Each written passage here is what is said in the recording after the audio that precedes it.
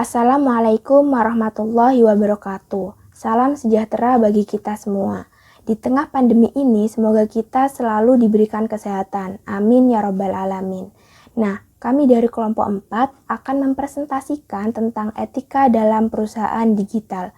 Sebelumnya, izinkan kami memperkenalkan anggota kelompok 4 yang terdiri dari Muhammad Firdaus, Ima Reza Viola, Desri Ferayarita, dan Niken Kinase. Saya sendiri dengan nama Ima Reza Viola dengan NIM 190810301052. Kita langsung masuk ke pembahasan yang pertama, yaitu memahami isu sosial dan etika yang berkaitan dengan sistem. Etika yaitu mengacu kepada prinsip-prinsip tentang suatu kebenaran ataupun kesalahan mengenai sesuatu yang dapat dilakukan seseorang individu sebagai makhluk yang mempunyai moral yang bebas, dan juga dapat dilakukan untuk membimbing perilakunya. Sistem informasi dapat menciptakan kesempatan untuk perubahan sosial yang besar, dan juga bisa mengancam distribusi kekuasaan, uang, kewajiban, dan hak. Untuk mencapai kemajuan sosial dapat menggunakan teknologi informasi, namun juga dapat digunakan untuk melakukan suatu tindakan kriminal yang dapat mengancam nilai sosial yang diinginkan. Isu etika ini dapat menjadi sesuatu yang penting semenjak munculnya teknologi internet. Kemudian ada model pemikiran tentang isu etika sosial dan politik. Isu etika sosial dan politik ini merupakan tiga hal yang saling berkaitan antara satu dengan yang lainnya. Dalam gambar berikut, ini ada sistem dan teknologi informasi. Sistem dan teknologi informasi ini memiliki efek yaitu memunculkan isu etika sosial dan politik baru yang harus dihadapi oleh individu, masyarakat maupun negara. Isu-isu ini kemudian memiliki 5 dimensi moral. Yang pertama ada hak dan kewajiban informasi, hak dan kewajiban kepemilikan, ada akuntabilitas dan pengendalian, ada kualitas sistem, dan ada kualitas kehidupan. Kemudian ada 5 dimensi moral di era informasi. Yang pertama ada hak dan kewajiban informasi. Di sini apa yang dimiliki individu atau organisasi, apa yang dapat dilindungi dari individu atau organisasi, dan suatu kewajiban apa yang dilindungi dari individu maupun organisasi. Kemudian ada hak dan kewajiban terkait dengan kepemilikan. Di sini yaitu bagaimana hak kekayaan intelektual model lama atau tradisional ini bisa dilindungi dari sebuah masyarakat digital. Kemudian yang ketiga ada akuntabilitas pengendalian. Di sini hal ini siapa yang mampu untuk melakukan penyelenggaraan dan juga memberikan sanksi atas suatu perbuatan yang merugikan terhadap suatu informasi individu maupun kelompok serta hak-hak akan kepemilikan. Kemudian ada kualitas sistem. Di sini merupakan standar dari kualitas data dan juga data seperti apa yang dibutuhkan untuk dapat melindungi hak-hak akan individu maupun keamanan dalam masyarakatnya. Kemudian ada kualitas hidup. Di sini yaitu seperti apa nilai-nilai yang dapat harus dipertahankan dalam suatu masyarakat dengan syarat akan pengetahuan dan informasi. Lalu praktik seperti apa dan juga budaya apa yang akan didukung oleh penggunaan teknologi baru. Ada tren utama dari teknologi yang mengedepankan isu etika. Isu-isu etika sejak lama sudah ada sebelum adanya teknologi informasi. Hal tersebut dapat melakukan peningkatan tentang isu etika, dapat juga mengganggu tatanan sosial yang ada, dan dapat juga membuat beberapa aturan menjadi cacat ataupun kuno. Terdapat 5 tren utama dari teknologi yang bertanggung jawab akan tekanan dalam bidang etika ini. Yang pertama ada kemajuan analisis dan data. Di sini perusahaan dapat melakukan analisis data dalam jumlah yang amat besar tentang suatu individu, dapat juga dimanfaatkan menjadi profil secara terperinci. Kemudian ada kemajuan jaringan dan internet. Di sini melakukan penyalinan data dan mengakses data pribadi dari lokasi yang berjarak jauh dengan mudah. Kemudian ada kecepatan komputasi berlipat 2 kali setiap 18 bulan. Di sini terdapat semakin banyak dari beberapa perusahaan yang akan ketergantungan kepada sistem komputer untuk menjalankan suatu kegiatan utamanya dalam perusahaan.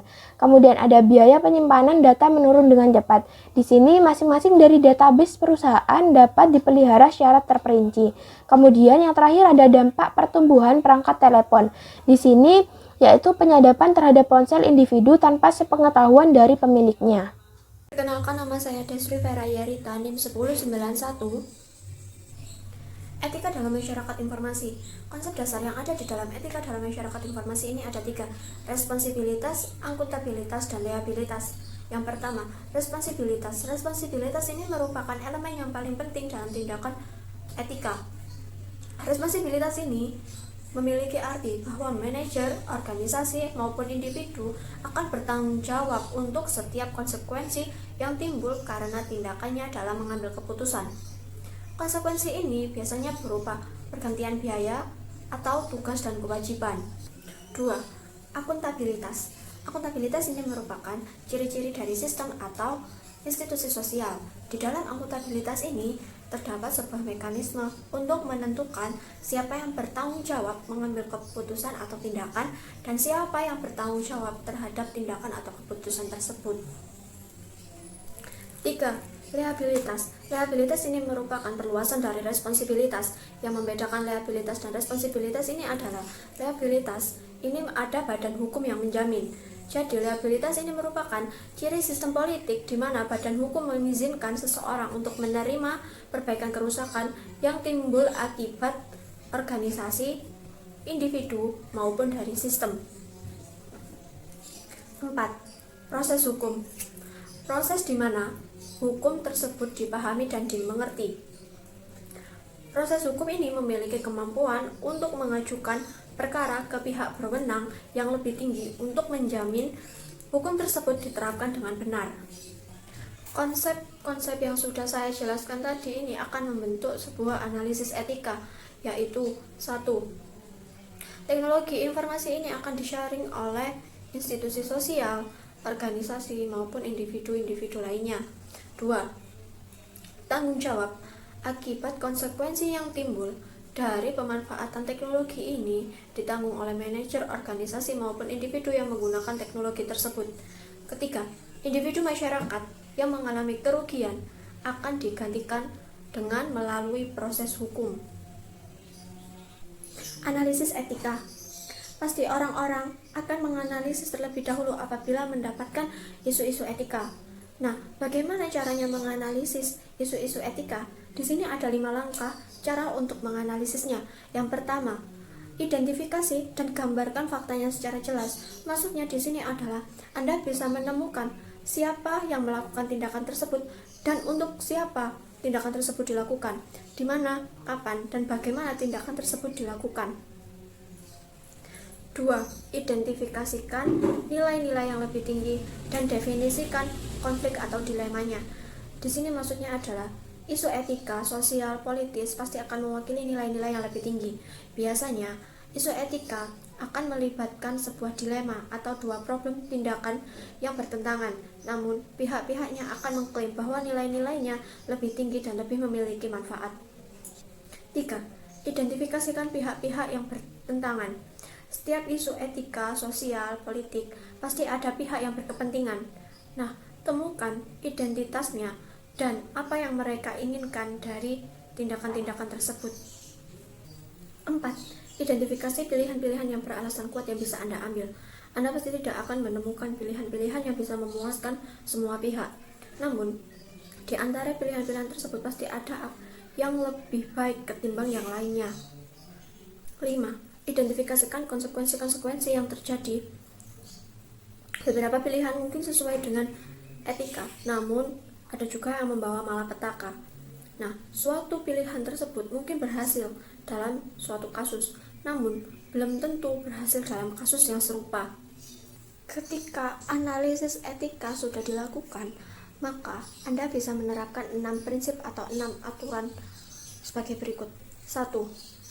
Perlakukan orang lain sesuai dengan apa yang Anda inginkan Anda diperlakukan oleh orang lain. 2. Jika tindakan tersebut tidak pantas untuk setiap orang, maka tindakan tersebut tidak pantas untuk seseorang. 3. Jika tindakan tersebut tidak bisa diterapkan secara berulang-ulang, maka tindakan tersebut tidak bisa diterapkan secara menyeluruh. 4. Ambil tindakan yang memberikan nilai yang lebih tinggi. 5. Ambil tindakan yang memberikan kerugian yang paling sedikit atau biaya yang paling murah. 6. Asumsikan seluruh benda berwujud maupun tidak berwujud ini milik seseorang, sampai ada yang mendeklarasikan secara spesifik yang menyatakan sebaliknya. Kode etik profesional. Kode etik adalah janji profesi untuk mengatur kalangan profesional dengan kepentingan umum masyarakat. Ketika sekelompok orang tersebut mengklaim bahwa dirinya itu profesional, otomatis mereka memikul hak dan kewajiban yang khusus terhadap pengakuan khusus mereka mengenai kehormatan, kebijaksanaan, dan pengetahuan. Kode etik profesional ini diresmikan oleh asosiasi profesional seperti Asosiasi Medis Amerika, Asosiasi Bar Amerika, dan Asosiasi Profesional Terhadap Teknologi Informasi, dan Asosiasi Pemesinan Komputer. Perkenalkan, nama saya Niken Kinasih, NIM 1908 1030 1201. Di sini saya akan menjelaskan mengenai dimensi moral dalam sistem informasi. Yang pertama, adanya hak informasi. Hak informasi di sini terdapat privasi dan kebebasan di era internet. Privasi adalah hak seseorang untuk tinggal seorang diri, bebas dari pengawasan maupun campur tangan pihak lain atau organisasi, termasuk juga negara di dalamnya. Sebagian besar undang-undang yang mengatur hak privasi di Amerika dan Eropa ini disusun berdasarkan aturan hidup yang disebut dengan praktik informasi yang adil atau FIP. Nah, FIP ini adalah rangkaian prinsip yang mengatur dalam pengumpulan dan penggunaan informasi tentang seseorang. Terdapat 3 kategori di dalamnya. Yang pertama, adanya instruksi Eropa mengenai perlindungan data. Yang kedua, adanya tantangan internet terhadap privasi. Dan yang terakhir ini adanya solusi teknis. Kemudian saya akan membahas mengenai hak kekayaan intelektual. Kekayaan intelektual dianggap sebagai harta tak berwujud yang diciptakan oleh seseorang ataupun organisasi. Terdapat beberapa kategori di dalamnya, yakni yang pertama adanya rahasia dagang. Rahasia dagang adalah setiap produk hasil karya intelektual, yakni berupa formula, perangkat, pola, atau kompilasi data yang digunakan untuk tujuan bisnis. Kemudian adanya hak cipta. Hak cipta di sini adalah hak yang dijamin oleh undang-undang untuk melindungi pencipta karya intelektual dari tindakan duplikasi yang dilakukan oleh pihak lain dengan tujuan apapun sepanjang hidup pencipta karya tersebut, lalu ditambah 70 tahun setelah kematiannya. Kemudian hak paten. Hak paten mengizinkan pemiliknya melakukan monopoli eksklusif terhadap ide di balik penemuan yang diperolehnya selama 20 tahun. Lalu yang terakhir adanya tantangan bagi hak kekayaan intelektual. Penyebaran jaringan elektronis termasuk internet ini telah mempersulit perlindungan terhadap kekayaan intelektual. Dengan adanya Undang-Undang Hak Cipta Milenium Digital atau DMCA pada tahun 1988 akhirnya menyediakan perlindungan hukum terhadap hak cipta. DMCA ini menerapkan perjanjian organisasi kekayaan intelektual dunia yang menyatakan tindakan memanipulasi materi pelindung hak cipta berbasis teknologi merupakan tindakan suatu yang ilegal. Selanjutnya akan dibahas oleh teman saya. Oke, selanjutnya saya akan menjelaskan tentang akuntabilitas, liabilitas, dan pengendalian. Yang pertama itu akuntabilitas. Akuntabilitas sendiri merupakan ciri-ciri dari sistem dan institusi sosial atau organisasi. Di sini berarti bahwa ada mekanisme yang menentukan siapa yang melakukan tindakan dan yang bertanggung jawab. Bagaimana menjadikan sistem informasi terhadap bahaya-bahaya yang mungkin terjadi dan juga akuntabilitas dalam penggunaan suatu informasi. Di sini masalah yang sering terjadi akibat dari akuntabilitas itu secara umum itu terkait dengan komputer, di mana sangat sulit untuk menahan produsen perangkat lunak untuk bertanggung jawab atas produk-produk perangkat lunak mereka, seperti buku, terlepas dari bahaya fisik atau ekonomi. Kemudian liabilitas. Liabilitas adalah ciri-ciri sistem politis di mana suatu badan hukum memberikan suatu keputusan yang memberikan izin kepada individu untuk mengganti kerugian dari informasi, baik itu individu maupun sistem. Kemudian dari liabilitas tersebut adanya proses yang wajib di mana hukum diketahui dan dipahami dengan baik dan ada kemampuan untuk baik banding ke pihak yang memiliki wewenang lebih tinggi untuk memastikan bahwa hukum itu ditegakkan yang nantinya akan melahirkan pengendalian dari liabilitas itu sendiri. Perangkat lunak itu sangat berbeda dengan buku. Penggunaan perangkat lunak mungkin memiliki ekspektasi atau bayangan tentang sebuah perangkat lunak yang sempurna tanpa adanya kekurangan atau cacat, di mana itu dapat mempermudah dari individu, institusi, ataupun organisasi. Sistem informasi itu masih banyak memiliki kekurangan ataupun cacat, yang dimana itu dalam melakukan kemampuannya itu masih terbatas. Peran perangkat lunak itu yang begitu sentral pada masa saat ini memberikan kesempatan yang baik untuk memperluas undang-undang liabilitas guna menjangkau perangkat lunak, meskipun perangkat lunak tersebut hanya menyediakan layanan informasi. Kemudian kualitas sistem, kualitas data, dan kesalahan yang sering terjadi pada sistem. Untuk mendapatkan suatu data yang berkualitas dan untuk meminimalisir adanya kesalahan pada sistem yang sering terjadi pada suatu sistem informasi, diharapkan individu atau organisasi dapat bertanggung jawab atas konsekuensi yang akan datang, di mana mereka itu memiliki kewajiban untuk memahami sistem dengan benar dan dengan adanya suatu pelatihan ataupun pembelajaran kepada individu atau organisasi tersebut. 3 sumber pokok yang sering terjadi pada kinerja sistem yang buruk. Yang pertama itu celah atau kelemahan dan kesalahan pada sistem. celah atau kelemahan ataupun yang sering disebut sebagai bug itu tidak menutup kemungkinan adanya kesalahan pada sistem yang awalnya itu seperti virus kecil, tapi nantinya jika dibiarkan itu akan menjadi semakin besar dan itu akan merepotkan bagi sistem informasi tersebut. Yang kedua itu kegagalan perangkat keras ataupun fasilitas lainnya yang disebabkan oleh alam ataupun penyebab lainnya. Nah, kegagalan perangkat keras itu bisa halnya seperti CPU yang tiba-tiba gosong gara-gara kepanasan ataupun perusahaan itu mengalami kebakaran yang menyebabkan perangkat keras itu tidak dapat bekerja dengan maksimal ataupun adanya pemadaman listrik yang terjadi di organisasi tersebut sehingga perangkat keras itu tidak dapat bekerja sebagaimana mestinya. Kemudian yang terakhir itu adalah kualitas input data yang buruk, di mana di sini ada dua kemungkinan ya. Yang pertama itu terjadi karena manusia itu sendiri ataupun kesalahan dari sistem yang tidak dapat membaca input data itu dengan benar. Yang saya simpulkan sendiri itu input data dari sistem sendiri yang awal mulanya itu diciptakan oleh manusia sendirian. Sistem informasi itu diciptakan oleh manusia, di mana saya menyimpulkan bahwa kesalahan yang terjadi pada sistem itu disebabkan oleh manusia itu sendiri yang menginput data itu secara buruk. Kemudian ada akses atau bisa disebut hak akses. Di sini siapa saja yang dapat mengakses atau menggunakan sistem atau informasi tersebut. Di sini ada semacam privasi di mana tidak setiap orang, tidak setiap individu atau tidak setiap institusi atau organisasi yang dapat mengakses dari sistem informasi tersebut. Kemudian ada batasan di mana di sini individu, institusi ataupun organisasi ada batasan dalam menggunakan suatu sistem informasi tersebut, di mana selain memberikan manfaat ini juga memberikan dampak negatif yang terbilang cukup tinggi. Menyeimbangkan kekuatan pusat versus tepian. Suatu ketakutan di awal era komputer adalah bahwa mainframe komputer yang terpusat dan raksasa akan memusatkan kekuatan di kantor-kantor pusat perusahaan dan ibu kota negara. Kemudian kecepatan perubahan, berkurangnya waktu respon terhadap persaingan.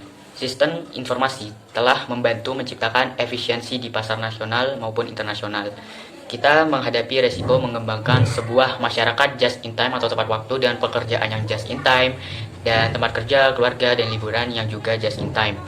Menjaga batasan keluarga, pekerjaan, dan waktu luang.